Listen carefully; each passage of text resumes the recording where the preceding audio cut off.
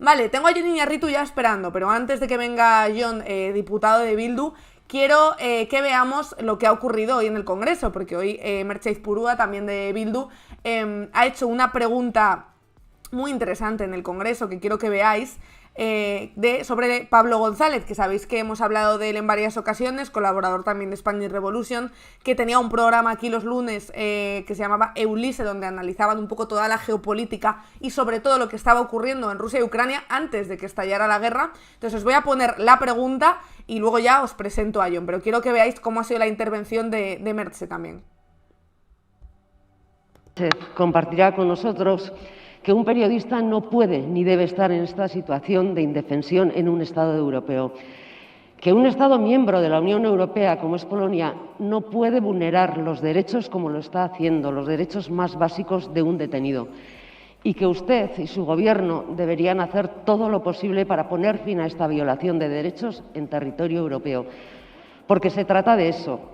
Y sí, sabemos de las gestiones que está haciendo el Gobierno, sabemos de las gestiones consulares y del apoyo consular que se le está prestando, pero no está resultando suficiente. Lo repito, es una cuestión de derechos. Y estamos ante un auténtico escándalo que está ocurriendo, lo repito, en un Estado miembro de la Unión Europea, que vulnera 18 artículos de la Carta de Derechos Fundamentales de la Unión Europea y que ataca frontalmente a la libertad de prensa e información, un valor democrático que todos deberíamos defender, aquí y en cualquier lugar. Por eso le pedimos, señor Sánchez, un posicionamiento y una denuncia clara por su parte ante estos hechos y también que eleve una queja formal ante las irregularidades que está cometiendo Polonia. Es lo que le pedimos, porque solo utilizando toda la presión diplomática y política posibles conseguiremos que a Pablo González se le devuelvan todos los derechos que le asisten y pueda ser excarcelado lo antes posible.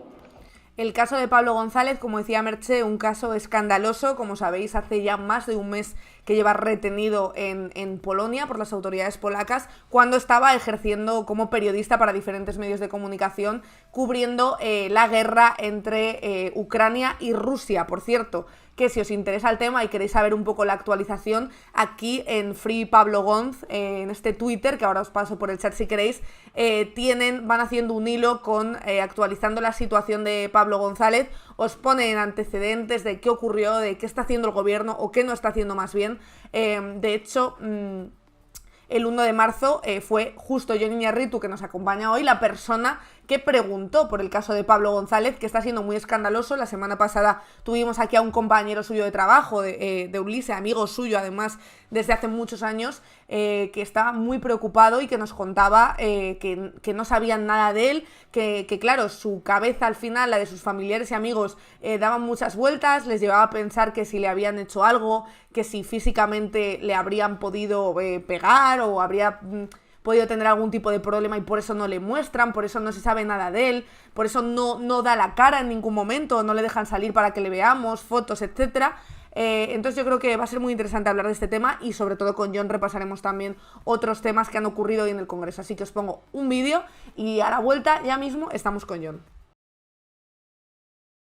Jon Iñarritu está ya con nosotras, diputado de Bildu. ¿Cómo estás, Jon? Muchas gracias por venirte.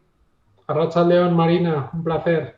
Oye, hemos visto antes justo el vídeo de Merche Aizpurua en el que ha preguntado hoy justo por la situación de Pablo González, que lleva retenido en Polonia por las autoridades más de un mes, y quería saber cómo te sientes tú respecto a este tema, qué te ha parecido la respuesta, o más bien la no respuesta que ha dado Pedro Sánchez a vuestra pregunta. Bueno, yo como amigo de Pablo me siento indignado, pero como representante en las Cortes, aquí en el Congreso, tengo un cabreo desde esta mañana con el señor Sánchez, porque no solamente no se ha dignado a responder en términos de normalidad a una pregunta que le hacía Merche, sino que además ha lanzado una insinuación, un halo de sospecha sobre Pablo, que es falso, según el propio cónsul de España en Polonia, en las comunicaciones que ha tenido tanto con la familia como con su abogado.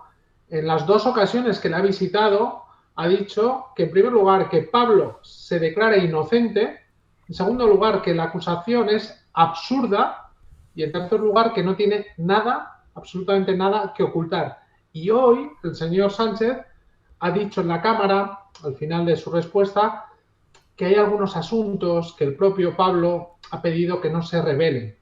Y con esa falsedad, con esa afirmación falsa, lo que hace es generar un halo de duda, de sospecha, que además si tenemos en cuenta que ya hay algunos ministerios, y luego si queréis hablamos de ello, que ya andan en algunas redacciones y hablando con algunos periodistas, incluso con algún partido aquí del Congreso, diciendo que este tema mejor no revolverlo porque algo hay, algo hay.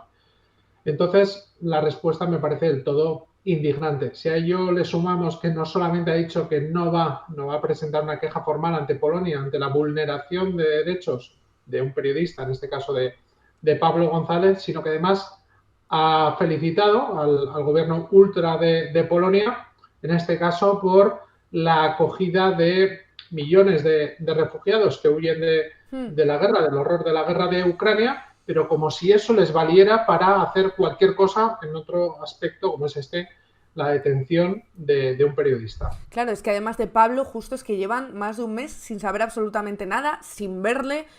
Nos comentaba aquí su amigo y compañero que la familia está muy preocupada, que no deja de darle vueltas a si no se lo muestran o no les dejan hablar con él porque físicamente le ha pasado algo, porque le están amenazando para que diga cosas o es que no saben muy bien lo que está ocurriendo. Entonces, aunque se tengan dudas, yo creo, sobre la posible o presunta culpabilidad de Pablo, de lo que le acusen, porque tampoco está muy claro de lo que le acusan, creo que el trato no tiene que ver una cosa con la otra, es decir, sigue siendo un ciudadano español que está allí retenido y que sea espía o no sea espía, tendrá que tener sus derechos. Sí, bueno, en primer lugar yo estoy convencidísimo de que Pablo es inocente de esa acusación. Es más, esa acusación, esa prueba irrefutable que en su comunicado los servicios secretos de Polonia hacían públicos, como que Pablo tuviera dos pasaportes con dos identidades diferentes, algo que puede resultar curioso y exótico, pero que es completamente legal, que todas las personas que conocen a Pablo lo sabían, y que esa prueba que era irrefutable fue desmontada automáticamente por sus familiares y por varios medios de comunicación. No sabemos si hay alguna acusación más. Estamos ante un caso de inseguridad y de indefensión total. No sabemos de qué le acusan a Pablo, no lo sabe ni su abogado en el Estado.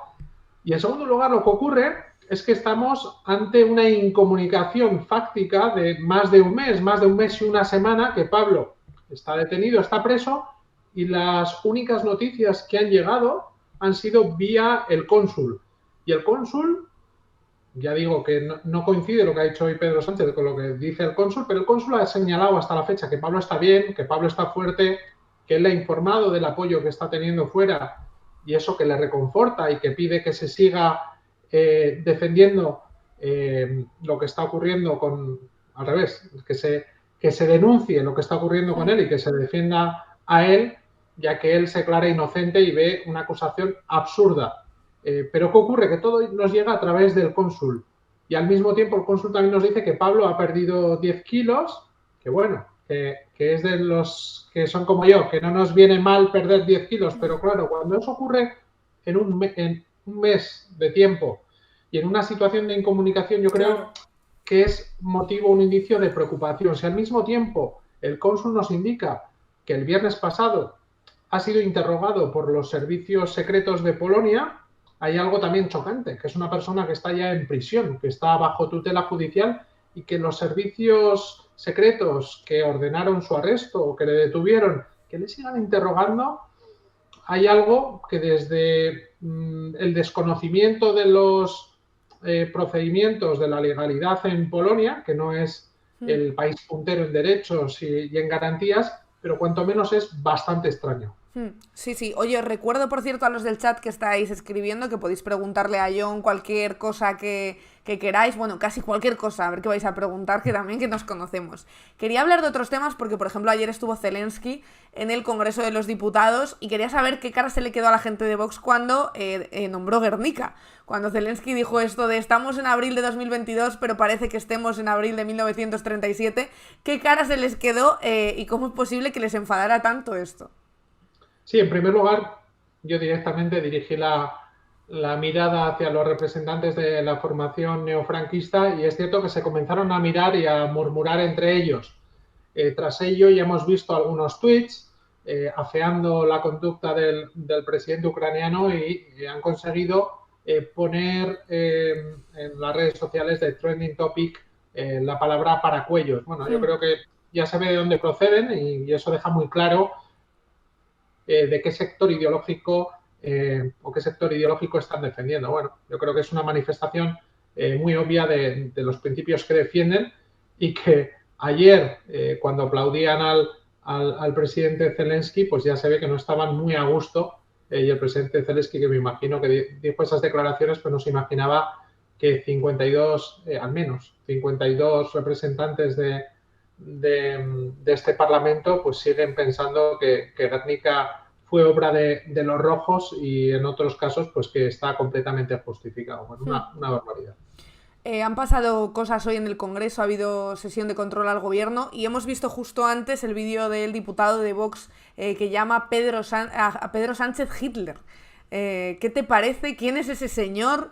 ¿De dónde viene? Y sobre todo, ¿cómo puede ser que ese tipo de discursos tengan cabida y nadie le eche o nadie decida, sin que tenga que salir luego Bolaños a pedirlo, que se retire del acta de sesiones esas palabras, ¿no? Sí, bueno, hoy ha habido dos casos, o tres, digamos, bastante curiosos. Es cierto que la reductio ad Hitlerum, que se viene a llamar, ¿no? Esa fórmula que es comparar con Hitler, yo creo que hoy en día, ¿a quién no la han comparado con Hitler, ¿no? ¿A quién no? Pero es cierto que este señor, este portavoz de Vox, que tiene una dialéctica, iba a decir muy rica, pero es sobre todo muy antigua. Tiene una dialéctica que parece que escucháramos a un diputado de las Cortes, de esos del siglo XIX, el señor Sánchez, que si no recuerdo mal es magistrado, además. Imagínate ser juzgado por el señor Sánchez, que Dios te pille confesado, nunca mejor dicho, y es también, que parece que se ha olvidado, aquel diputado de Vox que llamó bruja a la portavoz del Partido Socialista, a Laura Berja, cuando estaba defendiendo el derecho al aborto en esta Cámara. Es ese mismo señor. Cuando decía que es cierto que el señor Sánchez ha comparado al señor Bolaños con Goebbels y al señor Sánchez, al presidente, con el Führer, pero bueno, hoy mismo a nosotros, el señor portavoz de Ciudadanos nos ha llamado etarras, albaceas, amigos de asesinos, y nadie ha movido una pestaña. O sea, digo, hay hechos que producen un escándalo, que aparecen en todos los medios, que generan un debate, ¿no?, sobre cómo se permite eso, ¿no?, esos insultos o esas injurias, y luego hay otras que es que el que estaba ejerciendo de presidente es que no ha levantado ni la vista del papel. Y lo mismo, ese mismo portavoz, que hoy no estaba, bueno, normalmente no está muy atinado, ha acusado también a los legítimos representantes del pueblo saharaui, al Frente Polisario, de terroristas y de todo tipo de maldades. Bueno, quiero decir que aquí en el Congreso escuchamos de todo, pero es cierto que algunas cosas pues se ponen más en el foco que otras. Sí, es verdad que a Bildu continuamente en el Congreso de los Diputados se os acusa de terroristas y yo no sé cómo es la respuesta que planteáis desde el partido. Es decir, ¿en alguna ocasión habéis denunciado, por ejemplo? Sí que hace poco, que me hizo mucha gracia, vimos a la periodista de Telecinco, presentadora, ahora que no está, Ana Rosa, teniendo que rectificar por haber llamado asesinos a Bildu, rectificando, bueno, de aquella manera, pero al fin y al cabo intentando o diciendo que le habían obligado a rectificar. No sé si lo hacéis en más casos o directamente preferís no darles bombo. Bueno, es cierto que esa presentadora a la que mencionas, que por cierto creo que está enferma, por lo cual, bueno, vamos a desearle que se mejore, que se ponga bien cuanto antes, pero dicho eso, es cierto que ha sido condenada a rectificar, ya que era una calumnia de libro en un medio hecho en directo y con publicidad, una calumnia de esas de Código Penal de libro, ha sido condenada a rectificar, se ha hecho a su manera. ¿Qué ocurre? Que en el Congreso las declaraciones que se realizan por parte de los diputados y diputadas pues tienen una doble protección en el ámbito de la libertad de expresión. Vamos, que en el uso de la palabra, más allá de que te retiren, que yo veo mal que se retire las expresiones que se realizan, yo creo que figure siempre. Sí, casi es mejor que figure, aunque figure también que están en contra el diputado al que han aludido. El decoro, aunque sean injuriosos, aunque sean una difamación. ¿Y qué hacemos? En muchas ocasiones hemos pedido la palabra, yo mismo, y más con esta persona que nos ha intentado difamar. Yo creo que no se había preparado el tema, que no tiene ni idea de geopolítica, ni derecho internacional, ni de la situación del Sáhara. Se habrá mirado 3 cosas en Wikipedia o en algún medio ultra de estos que leen estos señores. Entonces ha intentado salir del paso generando una cortina de humo para ver si los señores de Vox le aplauden mucho y en el futuro pues supongo que a ver si le ofrecen seguir de diputado en Vox, porque de otra manera no tiene mucha lógica. Oye, ¿y en qué punto está ahora mismo la relación de Bildu con el gobierno? Sobre todo con la parte de Pedro Sánchez, porque hemos visto durante estos meses diferentes puntos de fricción, como ha podido ser el giro del Sáhara que mencionabas antes, el envío de armas a Ucrania, se ha ido un poco tensando la relación. No sé en qué punto estáis ahora. Bueno, tanto en el fondo como en la forma, pero ya desde el inicio de la legislatura. Nosotros es que no nos hemos fiado mucho del Partido Socialista, pero hacíamos una lectura que era teniendo en cuenta cuál era la aritmética parlamentaria que había en el Congreso, que había un gobierno de coalición entre Unidas Podemos y el Partido Socialista, que era el mejor de los escenarios posibles. Y ante ello, pues ley a ley, propuesta a propuesta, presupuesto a presupuesto, que intentaríamos participar para que se obtuvieran mayores derechos, tanto para la sociedad vasca como para el resto de la sociedad del Estado, siempre que fuera en principios de la izquierda y en base a la defensa de principios sociales. ¿Qué ocurre? Que estamos viendo que en el fondo hay asuntos que no estamos de acuerdo, pero bueno, ya nos lo temíamos desde el inicio, pues que también en las formas el gobierno parece gobernar como si tuviera 176 escaños, pasa en absoluto de lo que se ha venido a llamar del bloque de investidura, incluso en algunos casos de sus propios socios de gobierno, de Unidas Podemos. Algo que debería preocupar, porque va a llegar el momento que más allá de esto de que viene el lobo, esto es utilizar a la derecha más ultra y a la extrema derecha como motivo para buscar apoyos, pues va a llegar algún momento que en alguna votación que para ellos sea importante, pues la perderán, ya digo, porque ni en el fondo ni en las formas han mantenido el mínimo de los respetos y de la lealtad ante posibles socios, ya digo, en la investidura. Bueno, la reforma laboral de milagro y nunca mejor dicho. O sea. Sí, bueno, es que la reforma laboral, más allá del episodio casero, y en este caso fue Unidas Podemos, que eso es lo más triste, es que no hubo ni posibilidad de negociación. Era o lo tomas o lo dejas, no había debate posible.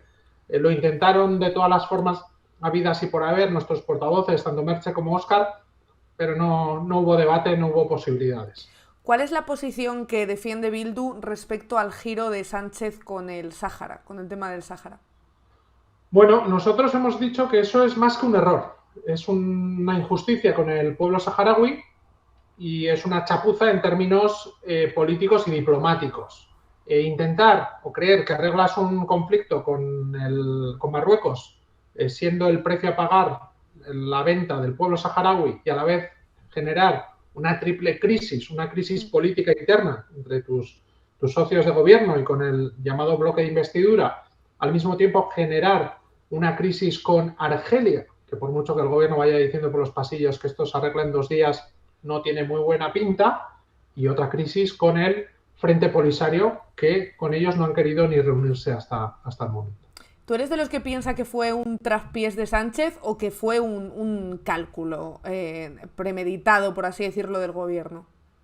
Bueno, yo creo que la postura del Partido Socialista no sorprende, porque el Partido Socialista viene viene apoyando esta postura desde hace bastante tiempo. Lo que ocurre es que cuando esa postura, como dice el señor Zapatero, ¿no? Pero si esto ya lo decíamos, sí, pero cuando esa postura se convierte en una postura de gobierno, pero lo que ocurre además es que es una posición en minoría, en absoluta minoría, única y exclusivamente hasta el momento, es el Partido Socialista el que apoya la propuesta marroquí para el Sáhara Occidental.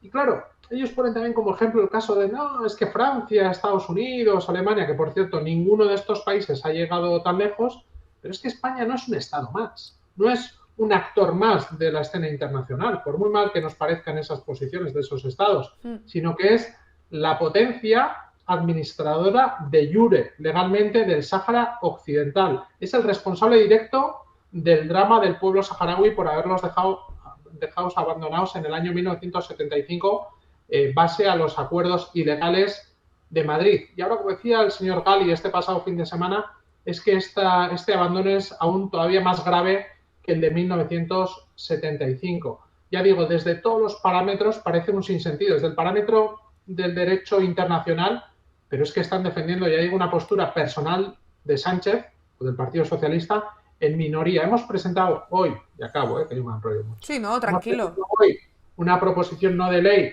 que será votada mañana, que el único objetivo que tiene es que España mantenga la postura histórica de neutralidad que tenía ante ese conflicto en respeto a las resoluciones de Naciones Unidas y de la misión de Naciones Unidas para el referéndum del Sáhara Occidental. ¿Qué ocurre? Que dice que el Partido Socialista, que van a votar ellos también, porque no es contradictoria su posición con lo que decimos nosotros. Le decimos que sí, que es contradictorio y precisamente nuestra propuesta es una rectificación que única y exclusivamente el señor Sánchez vaya con esta postura, que es una postura, ya digo, que defenderá la mayoría de las Cortes Generales. De hecho, te iba a preguntar que qué supone justo este segundo abandono o esta segunda traición para los saharauis. ¿Cómo están ellos? ¿Qué giro supone también en sus vidas estas palabras de Pedro Sánchez? Bueno, pues es dejarles tirados ante una situación de agresión militar, porque hay que recordar que gran parte del Sáhara Occidental está ocupado, pero es que desde el pasado año, desde hace 2 años, mejor dicho, desde la invasión de Marruecos de Guerguerat, hay un conflicto en activo. Y el gobierno nos decía hoy que mientras ellos estén en el gobierno que no faltará ayuda humanitaria. Digo, no, si esto no se trata de enviarles latas de atún, esto se trata de reconocer el derecho que tiene ese pueblo a decidir libremente su futuro institucional, su futuro constitucional. Y ellos lo que han hecho es apostar por la propuesta marroquí, que dicen que es la más seria, la más creíble y la más realista. Cuando si tenemos en cuenta que a día de hoy los saharauis que viven en el Sáhara ocupado viven como parias, ¿cómo es posible pensar que en un estatus de autonomía esa misma población va a vivir dignamente y va a vivir mejor de lo que lo están haciendo ahora?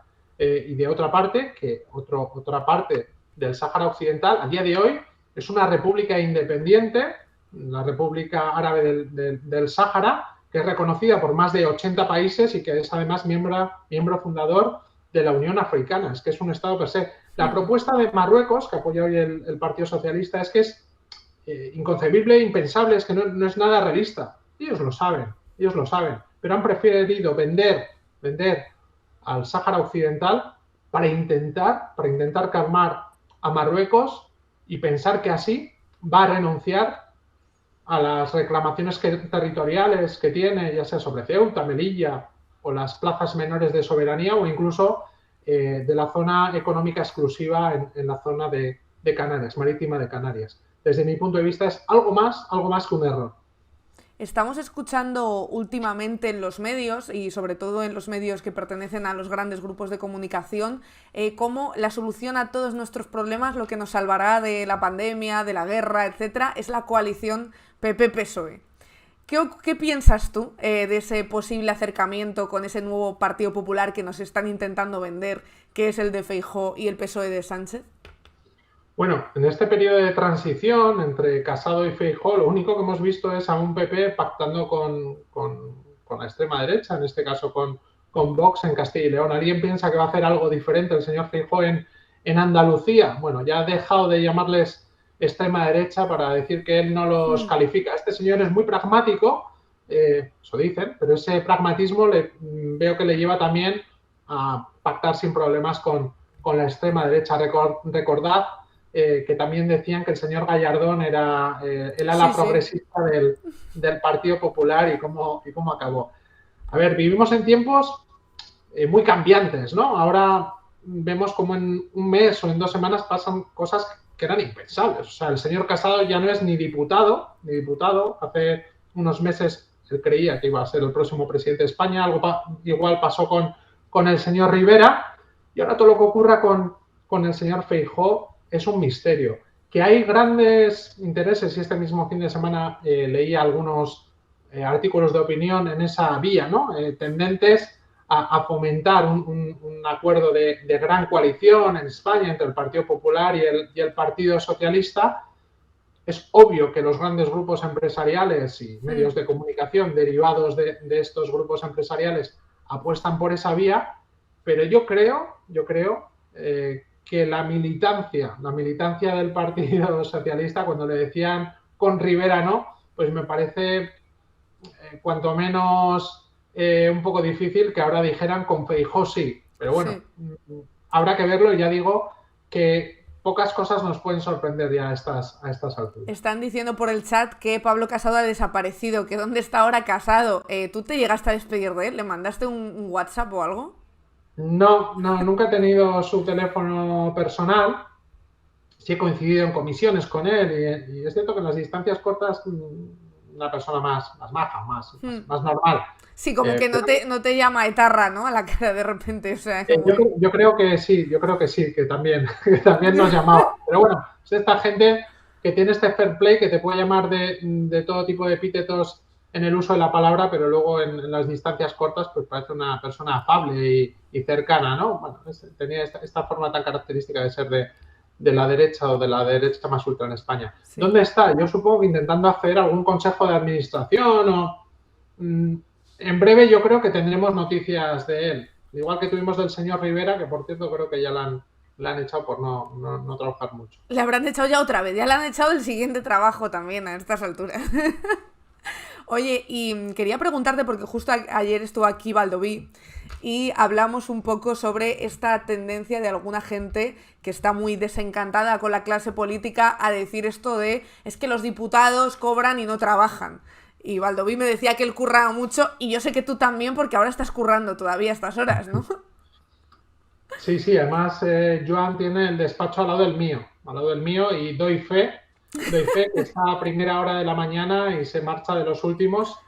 Y hoy en día, yo creo que lo bueno, ¿no? Cuando se dice esta frase que a mí me enfada y supongo que a otras personas y a otros diputados también, es como, todos los políticos son iguales. Todos... Bueno, hoy en día yo creo que si alguien lo considera o cree, se puede fiscalizar muy fácil el trabajo que hace la gente, ¿no? Digo, desde qué iniciativas hace, en cuántas interviene, su actividad parlamentaria. Digo, hoy en día eso es fácil fiscalizarlo y controlarlo. Digo, algo que es positivo, algo que está bien.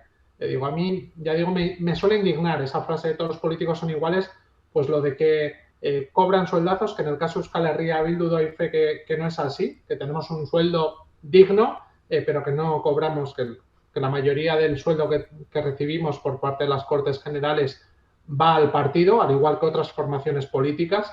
Entonces, pues quien está en Euskal Herria Bildu seguro que no está haciendo política para ganar mucho dinero. Que Euskal Herria Bildu tiene una tabla de salarios digna en base a lo que son los sueldos en Euskadi, es cierto, pero no tenemos los sueldos, algunos bastante astronómicos de los que hay en las Cortes Generales. Te han preguntado por el chat qué opinas de la reforma de las pensiones de Escrivá. Bueno, si te soy sincero, no es un tema que lleve, y hoy estaba hablando precisamente con mi compañero Iñaki Ruiz de Pinedo, quien es el que lo lleva, por lo que yo creo que es mejor que le preguntéis a Iñaki la próxima vez que intervenga, porque si no igual tengo riesgo de meter la pata. Porque yo voy a decir siempre que es insuficiente, pero ya sabes que nosotros defendemos un mínimo de pensiones de 1.080 euros de mínimo, mínimo vital de dignidad. Entonces, pues bueno, igual meto la pata si hablo en demasiado positivo de lo que no nos parece un mínimo de dignidad. Y te pregunta también Erlenox, dice, Casado no es aforado ya. ¿Se le podría denunciar ahora por haber acusado en falso de secuestro al dueño del Cosca, Josu Muñoa? Yo creo que... No, creo que esas declaraciones las hizo cuando este señor era aforado, entonces no ha perdido la vigencia. Como el rey, ¿no? Que todos los delitos los cometió cuando era inviolable. Pero sigue siendo igual de impresentable, ¿no? Esas calumnias contra este tabernero de Altsasu. Sí, eso, es un poco como el rey, que ahora dicen que es que no se le puede meter para adelante porque era inviolable todo el rato. Todo justo, lo que hizo fue justo antes de dejar de ser inviolable. Luego un angelito. Tiene mucha suerte, sí. Tiene mucha suerte, sí. A ver si me queda alguna pregunta más. No te he preguntado, por cierto, porque como hemos empezado hablando de Pablo González, la primera pregunta que hacemos aquí siempre en el programa, que es ¿de qué estás tú hasta el coño? Pues ¿de qué estoy? Bueno, ahora precisamente de trabajar y yo creo que necesito vacaciones porque estoy a punto de explotar. Ya. Yo estoy bastante tranquilo, pero hoy el presidente Sánchez me ha indignado tanto que estaba con un cabreo que les he dicho a mis compañeros que no, hoy mejor que no me hicieran mucho caso porque estaba bastante enfadado. Pero bueno, en general, lo de todos, ¿no? Sí. De lo que hemos ido hablando, de por qué el gobierno no negocia y actúa unilateralmente, por qué la extrema derecha se pasea y se normaliza por esta Cámara con total normalidad y de esas cosas. ¿Sí? ¿Crees que si, en un hipotético caso que esperemos no ocurra, si llegara al gobierno y formaran gobierno PP y Vox, intentarían ilegalizaros? Sí, obvio, sí, claro. Sí. Pero no solamente a nosotros y a nosotras, sino a otras formaciones independentistas, a otras formaciones de izquierda y a todos aquellos pues que los consideran enemigos de su España. Te preguntan también por el chat, te dicen, ¿cómo has visto la reacción que han tenido Navarra Suma, Covite al éxito de la Corrica? Pues si te soy sincero, no he visto qué han dicho estos señores, pero me imagino que habrán dicho alguna barbaridad, ¿no? De criminalización del euskera o de cualquier actividad que promueva la cultura y la lengua vasca, que es algo bastante habitual, la criminalización de la lengua vasca por parte de estos señores. Y ya para terminar quería preguntarte cómo es defender Bildu, por ejemplo, de cara a los medios de comunicación generalistas en España, porque yo imagino que vosotros lo tenéis probablemente muy complicado para entrar en medios y sobre todo también para lo que digan esos medios de vuestros discursos, claro. Sí, bueno, yo ha llegado un momento que es que me da un poco igual es porque llevo ya 11 años en Madrid y ya es que ni lo intento. Es cierto que cuando nació Euskal Herria Bildu, que venimos con la marca Amaiur en las primeras elecciones, nos acusaban de ser ETA, ¿no? Y precisamente algunas personas que veníamos de formaciones que habíamos estado o que habíamos sido algo más que críticos contra ETA y contra la violencia de ETA y otras violencias, pues que nos llamaran, ¿no? Los continuadores o herederos de ETA, cuando precisamente esa coalición era posible porque ETA había desaparecido, porque la violencia era desaparecida. O sea, si siguiera existiendo ETA, Euskal Herria Bildu seguramente no se hubiera podido conformar. Lo que nos une, ese pegamento que une a las diferentes formaciones y a las diferentes personas que estamos en Euskal Herria Bildu, es precisamente ese compromiso por la no violencia, ese compromiso por los derechos humanos. Entonces, cuando nos acusan aquí ¿no? de ser ETA y tal, decimos, a ver, que ETA ya, la violencia desapareció afortunadamente hace 12 años, ETA se disolvió, es pasado, vivimos en otra fase y el compromiso de Euskal Herria Bildu con los derechos humanos no se puede poner en cuestión. Y luego ya cuando nos dicen algunas de estos epítetos, una formación fundada, en un caso por Manuel Fraga Iribarne, pues bueno, o su escisión más ultra, pues bueno, a mí ya digo que me da un poco igual y ya ha llegado el momento también que en los grandes medios generalistas que no nos suelen hacer mucho caso, no nos invitan mucho, pues bueno, agradecemos Spanish Revolution y algún otro medio que sí nos da voz y nos deja expresarnos. No solemos ir mucho, pero ya digo que es que ya ni veo. O sea, yo hay 2 o 3 canales que ni los sintonizo. ¿Crees que algún día cambiará esa relación con los medios o crees que esto está complicado? No, yo creo que no. Yo creo que no.